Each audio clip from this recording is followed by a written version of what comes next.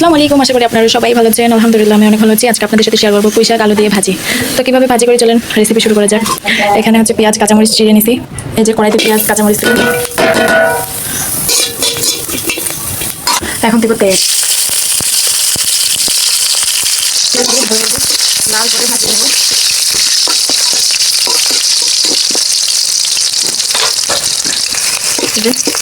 লাল হয়ে ভাজা হয়ে গেছে। এখন দিব হলুদ গুঁড়া, তারপর দিব জিরা রসুন বাটা,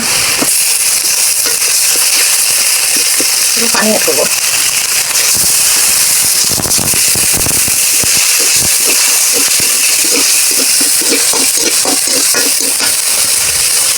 এখন দিব পরিমাণ মতো লবণ।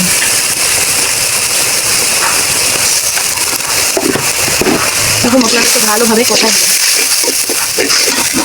এই যে এখানে আছে পুঁই শাক আলু আর পেঁয়াজ কাটে দিয়েছি এখানে।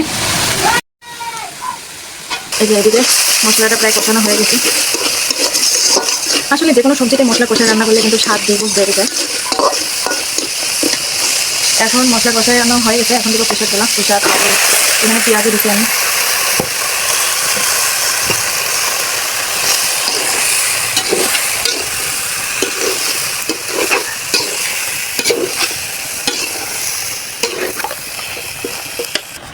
অনেক জায়গায় এটার রেসিপি বলে চুটচুটি, বেশিরভাগ হচ্ছে সবজিতে বলে থাকে চুটচুটি বা ভাজি। পুঁই শাক হালকা আলু দিছে, পেঁয়াজ দিছে কিছুটা পরিমাণ।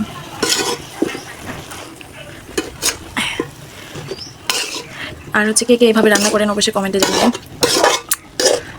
একটু কষা নিচ্ছে, কষানো হয়ে গেছে। এখন পানি দেবো সিদ্ধ হওয়ার জন্য।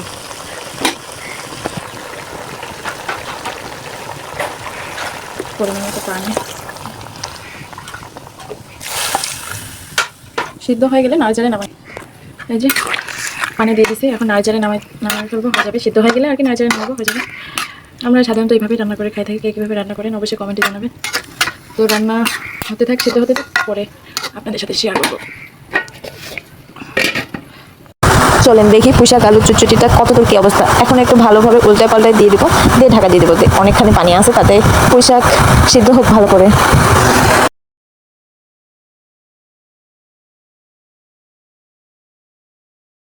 পানি অনেকখানি শুকায় গেছে, প্রায় সিদ্ধ হয়ে গেছে।